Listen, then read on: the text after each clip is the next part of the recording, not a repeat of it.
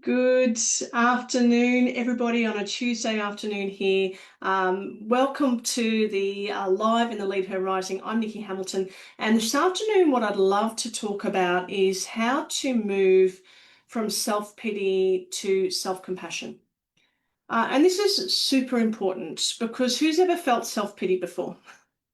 All of us, right?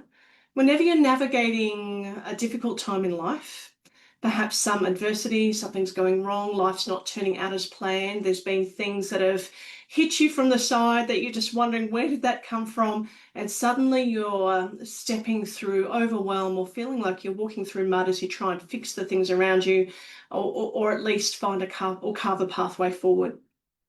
So it's very, very normal for us to have moments of self-pity. So I don't think we need to beat ourselves up about that. Self-pity is a very normal reaction when you feel like maybe life's not fair, things aren't fair. You've landed in a place that you don't want to be, and you still have to figure out how to move forward in your life. So self-pity, the problem with self-pity is that it creates a spiral or a loop that's not resourceful for us. And that spiral or that loop contains the word blame. And blame could be, I'm blaming myself, so I'm going to beat myself up about this. Blame could be, I'm blaming someone else. And therefore, I'm basically putting all the responsibility for my life out into some external source, and this renders me absolutely powerless.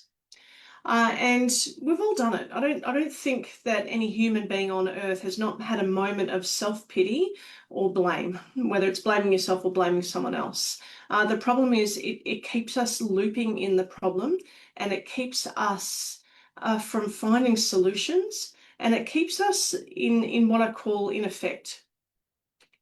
So blame could look like I'm blaming my next door neighbor, I'm blaming my husband, I'm blaming my relationships, I'm blaming the weather, I'm blaming the economy, I'm blaming the political environment, I'm blaming myself for where I've landed. And that is very closely linked to self-pity. So self-pity and blame go hand in hand.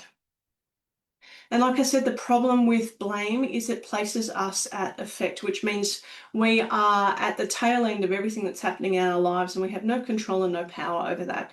So there's a really great concept that all coaches will know, in that we want to make sure as human beings we remain as best we can at cause. So the difference between being at cause and at effect means I blame everything else around me. Like I said, the environment, the weather, the political, the economy, my relationships, my life circumstances. Blaming something else keeps you at effect, which means you can't control anything. Being at cause is the opposite of that. It lets go of blame and says, okay, this is where I am. What's my next move? It accepts that life sometimes isn't fair. And in actual fact, I don't think anybody on the planet has a fair life. There's always some adversity somewhere. Everyone's got different stories. But when we live at cause, we accept that this is our story and these are my next steps that I'm going to take. It puts the power back within you. It lets go of blaming all of the external circumstances or everything within you, and means that you can start to control your emotions, you can start to control your direction. But shifting from effect to cause is not easy. In the same way that moving from self-pity to self-compassion isn't easy. But here's a couple of tips that will help. Like I said, self-pity contains blame within it somewhere, which renders us powerless.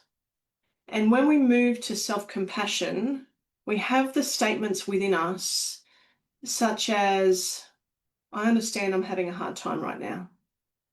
I'm going to cut myself some slack.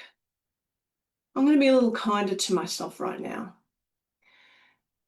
Self-compassion contains love, contains kindness, lets go of punishment, and it contains acceptance. It doesn't mean, it's very different from soldiering on. And this is what we tend to do, right? When we try to let go of self-pity, we just stuff it down and say, I'll soldier on. But there's a little seed of resentment in there, right? I'll soldier on, I'll ignore the pity, I'll stuff it down, and I'll soldier on, stuff you all. I can do this. But there's an energy of resentment that lives within that. Whereas self-compassion doesn't soldier on necessarily.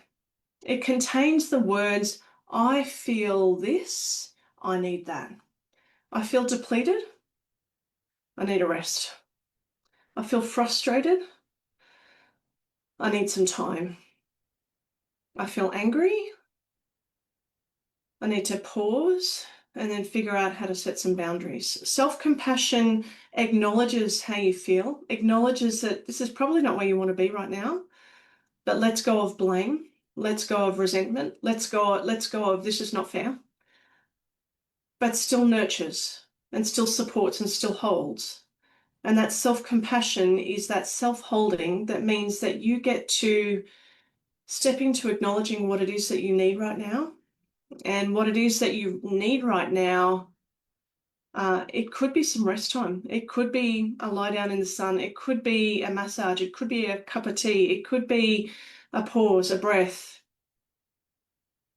That self-compassion gives you permission to do that.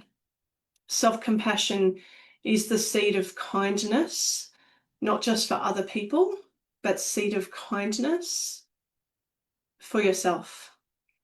And if you're leading your way through any life storm, whether you're leading yourself, whether you're leading your family, whether you're leading a team, if you carry the seed of resentment, your direction is going to be very different than if you carry the seed of kindness and compassion for yourself.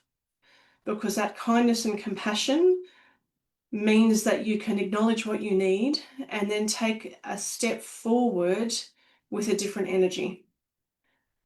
So self-pity and self-compassion are often words that go intertwined, but they're two very different things. To have pity is to blame. To have pity sometimes means to hold some resentment. To have compassion is to hold kindness, to hold love and respect, to acknowledge that sometimes life isn't fair, and I'm not going to hold resentment around that because no one on this planet has a fair life necessarily. And my journey is no different to anybody else's. It's unique, but everyone's got their own lessons. And the beauty of self-compassion from a neurological perspective is it actually opens up part of your brain called the prefrontal cortex. So the prefrontal cortex, for those kind of neuroscience people out there, is a place where you can make clear decisions, is a place where you can calm depleting emotions, is a place where you can connect with others, work as a team, without putting your boxing gloves on every time you step out the door. So your prefrontal cortex is a place where you want to build as best you can, and compassion is one of the things that helps with that. So I hope these thought today and these ideas around how to move from self-pity to self-compassion have sparked a seed of thought within you. And I guess the question to ask yourself is, where am I circling in blame? Where am I circling in resentment? And where am I sinking into self-pity? And can I shift this across to being at cause, which means I let go of blame. There's no one to blame. Everyone is doing the best they can with the resources they've got, including myself. I'm going to hold compassion for myself. I'm going to acknowledge how I feel and ask what it is that I need. And from there, I can take a step forward with a different energy, seeing all sides and being able to connect with others with an open heart. Because I believe that an open heart in leadership is one of the key skills that we all need.